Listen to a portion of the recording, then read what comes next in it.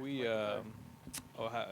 you can finally talk about your contract extension. I'm just curious how quickly you felt it came together, and was there ever a moment you felt uneasy at all about your future? No, there was never a moment that I felt uneasy. My representatives have been talking to the Warriors for a while, and it these things always take some time, but I was never worried about anything. I knew I wanted to come back. Joe made it clear he wanted me back, and we worked it out, and I couldn't be more excited. It lines up with Steph's contract, Yeah. and kind of, at least from the outside looking in, it seems like you guys, like, it's kind of lined up for this era to kind of fade out. Do you feel? Was it purposeful to kind of line it up? Yeah. I think I felt very comfortable. Just making this, a 2-year extension. Joe felt comfortable doing it as well. I think we're in a really unique situation where, we have an era that's winding down and another era that's coming, and we're trying to make them merge and make the most of that, obviously this year and next year. And it's been really fun. I've really enjoyed this season, despite the fact that we've lost some really tough games. I love coaching this group, and it's been an exciting season, a challenge, but all enjoyable. So let's keep it rolling for another couple of years and then reassess at that point.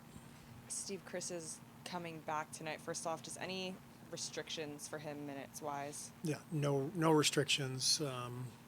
So we'll just, I talked to Rick about it yesterday, and there's no hard minute restriction, but my guess is he could play half the game, but I don't see a whole lot more beyond that.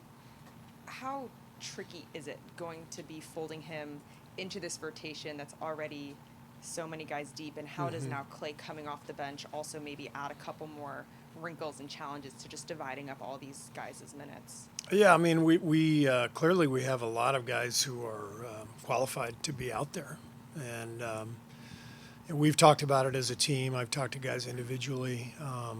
It's going to require sacrifice. We're going to have to figure it out from one night to the next, because it's not as simple as, here's our 5 and we're going to finish with this group. It could be different every night, and everyone's aware of that, and we've laid it out there, and as long as we're committed to each other and just to winning every night, then I think we'll be fine. Pace is, you guys have kind of amped up the pace lately. I think that's been part of, your positive stretch. But I know bringing Chris in this offseason was maybe to throttle that back a little. What's the balance that you guys need to strike and he needs to strike as he comes back? Well, I think the biggest thing the last couple of months with Chris out, it hasn't felt to me like we've played that much faster. It's felt like we've taken better care of the ball, and so we're having better possessions. We've been much more efficient offensively. And if you look at the first couple of months of the season, Chris was in all of our best lineups and one of our most efficient players. So I think this is really a good situation for us to be in, where, we found some continuity with our starting group. Chris has anchored that second unit all season long. If we can put those things together, we have a chance to really, be a good team for 48 minutes. Hey, Coach.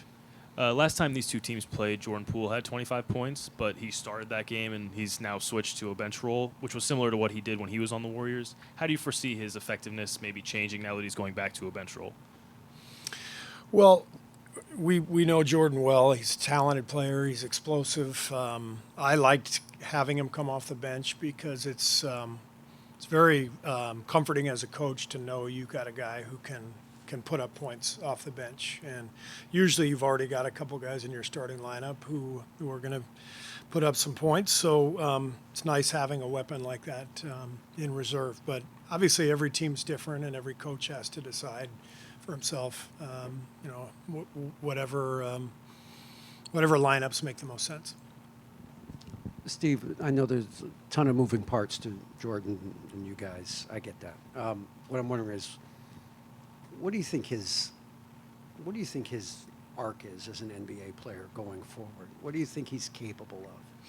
Well, we watched what he's capable of. He helped us win a championship in 22. He was fantastic that whole season, first as a starter, and then when Clay came back as a reserve, he produced big time for us in the playoffs, and he's one of the main reasons we won the championship that year. So we have great respect for Jordan and what he accomplished for us. I pull for him because he's a great young guy.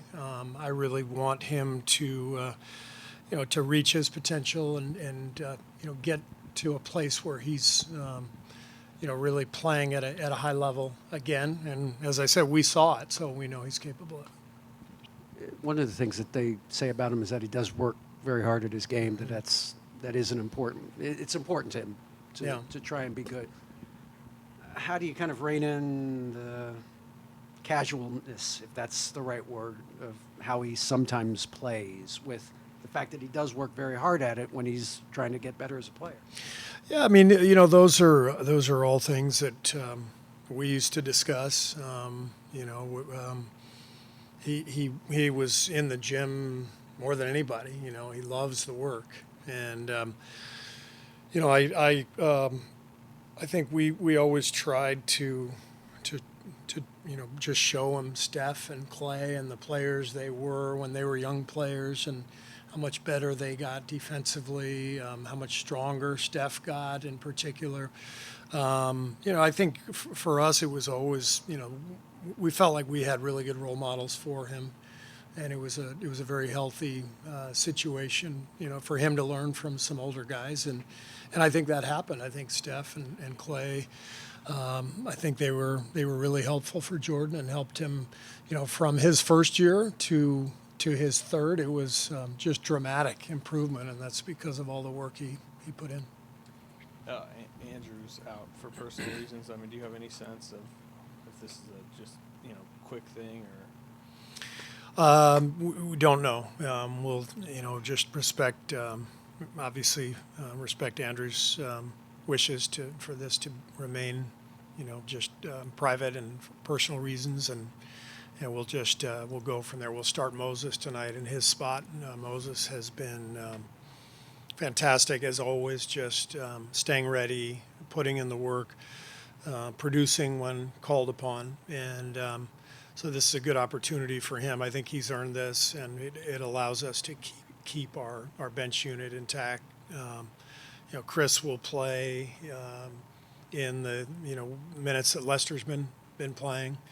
So all the non-Steph minutes, and then he'll probably be out there with Steph a little bit as well. So we're approaching it tonight,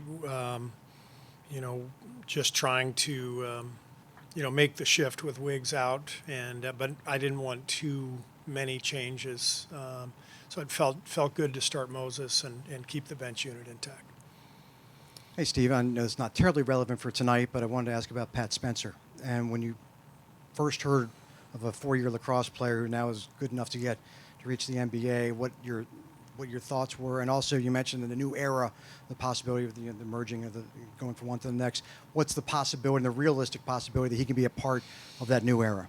Well, we had him in training camp a year ago, and he came to Tokyo with us. We played the Wizards twice, and he was one of the keys to a fourth quarter comeback in the second game at Tokyo. And I was just blown away with his energy and competitiveness. He's just tough. You can just see it in his eyes. I mean, he wants to compete. He wants to be in the thick of every play. And maybe some of that comes from his lacrosse background, but I love Pat. I mean, he's put in so much work. It's an amazing story to be that good of a lacrosse player and then make it to the NBA. So he's put in a ton of work. Was injured most of last year, but was very productive in Santa Cruz this year. He's worked hard on his shooting. He had a 6-for-6 night from 3 a couple of weeks ago. So he's really earned this, and he's someone we've loved having in our program the last year and a half. So wonderful when we see guys like that work and work and work, and then be able to see it pay off in the form of a promotion up here. So we're big fans, and I won't hesitate to go to him.